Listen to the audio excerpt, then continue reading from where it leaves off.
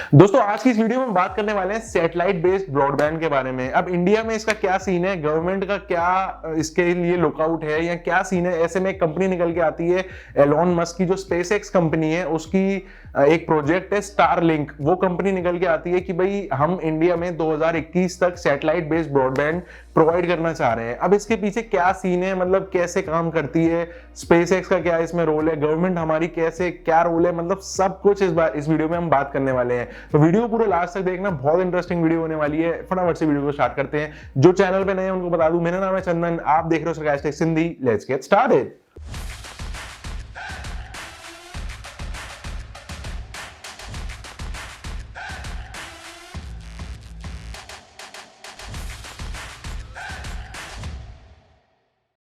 तो यार मैं ना पहले स्टारलिंक की तरफ से बात करता हूं। स्टारलिंक है क्या? स्टारलिंक ना एक प्रोजेक्ट है स्पेसएक्स का, जो कि एलोन मस्क की कंपनी है।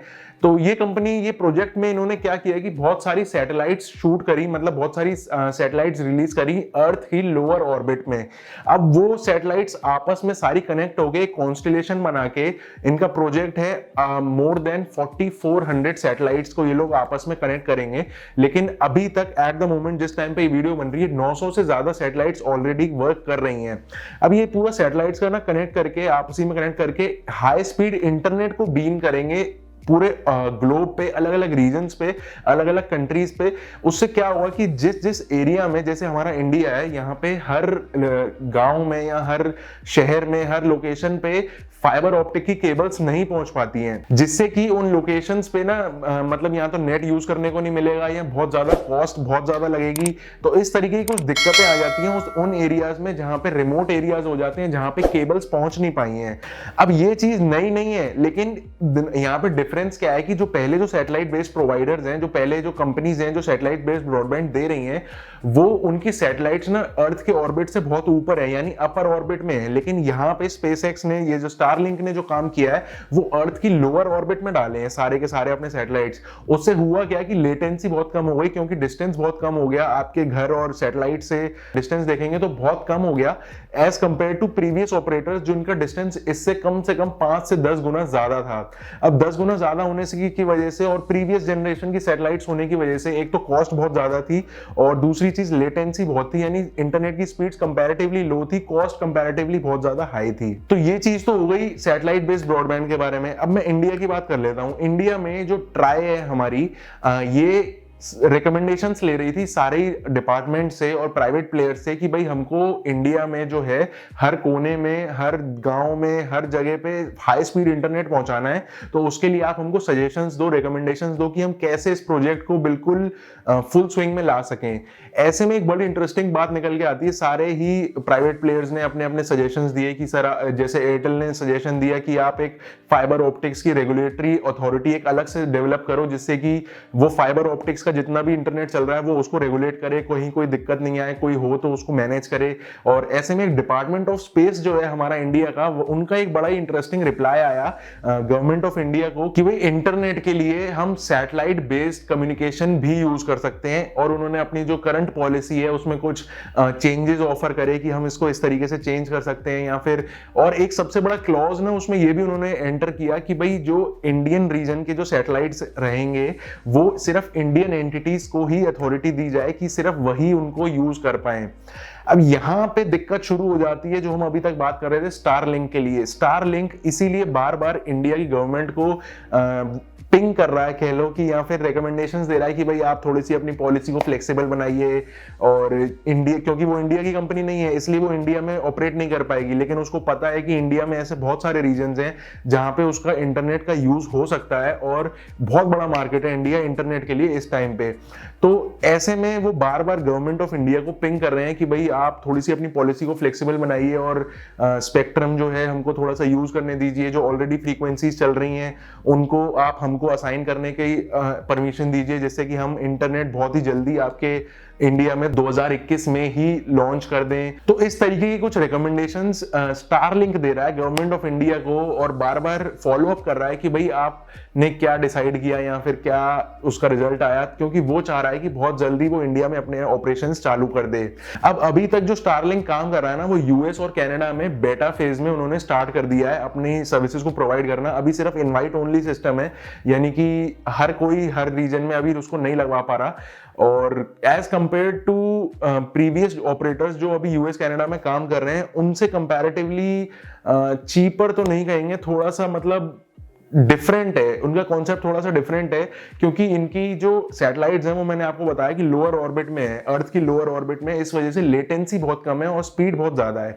बहुत ज्यादा मतलब आप कह लो कि 100 Mbps का उनका अभी तक जो मिनिमम जो वो ऑफर कर रहे हैं वो 100 Mbps तक ऑफर कर रहे हैं। और अगर कॉस्ट की अगर मैं बात करूं तो कॉस्टिंग में बहुत इंडिया के हिसाब से ना बिल्कुल सिर से ऊपर है।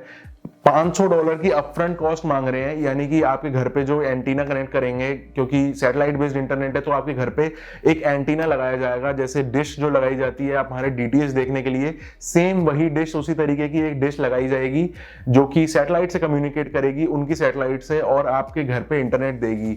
अब इंडिया में कई सारे ऐसे लोकल आईएसपीज हैं जो ऑलरेडी मतलब छतरी से ही इंटरनेट हमको देते हैं, लेकिन उसमें फर्क क्या है कि वो न सीधा सैटेलाइट से कम्युनिकेट नहीं कर रहे हैं। उनकी जो छतरियां हैं, major part of the local ISPs, वो उनकी अगर छतरी यहाँ पे लगी हुई है, हमारा घर अगर यहाँ पे है, तो उनकी जो बेस स्टेशन है वो करीबन यहाँ पर है, तो मतलब वो ऑन ग्राउंड ही कम्युनिकेट कर रहे हैं, दोनों के दोनों जो एंटेनाज हैं वो आपस में ही कनेक्ट कर रहे हैं। लेकिन यहाँ पे सैटेलाइट बेस्ड कम्युनिकेशन है, तो जो हमारे घर पे जो डिश लगाई जाती है, जैसे कि एयरटेल डीटीएच या फिर टाटा स्काई हम देखते हैं, सेम वही कुछ उसी तरीके का प्रोजेक्ट यहाँ पे हमको इंटरनेट के लिए देखने को मिलेगा।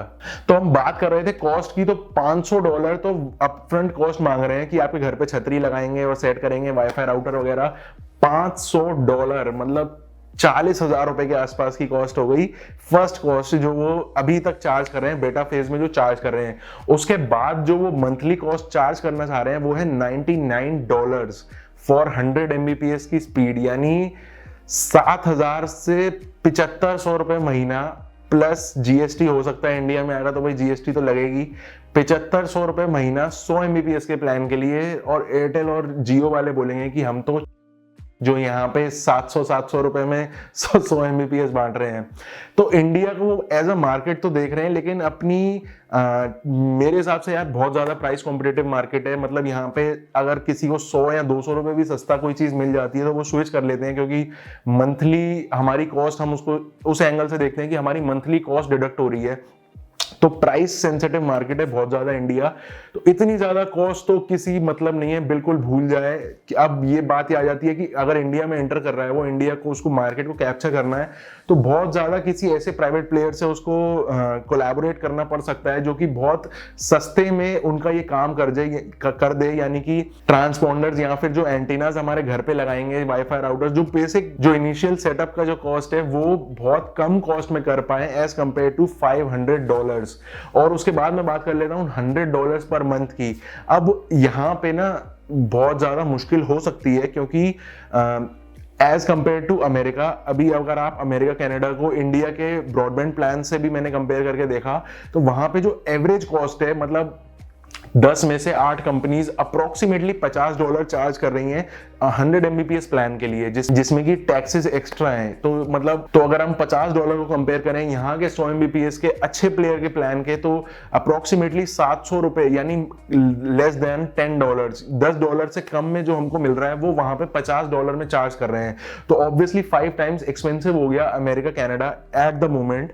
और उस हिसाब से अगर देखा जाए तो वो $100 चार्ज कर रहा है, तो यहाँ पे उसकी कॉस्ट हो जानी चाहिए डबल, तो 1,500 रुपए कॉस्ट निकल के आ जाती है, जो कि सिर्फ एक इमेजिनेशन वाला नंबर है। मतलब रियल टाइम का ये स्टैट्स नहीं रहने वाले हैं। बहुत ज्यादा डिफरेंस हमको देखने को मिलेगा कि रियल टाइम में क्या चार्जेस वो लोग अप्लाई कर रहे हैं हमको, और एक्चुअल रिजल्ट कितना देखने को मिल रहा है। अब यहाँ पे ये भी एक चीज नोट करने वाली है कि वो उनकी अभी तक अपर लिमिट है 100 Mbps जो अभी तक वो ऑफर कर रहे हैं। अब उन्होंने प्रॉमिस किया है कि वो आगे चल के 1 Gbps या 2 Gbps तक स्पीड्स ऑफर करेंगे, लेकिन एट द मोमेंट 100 Mbps उनकी हायर कैप है।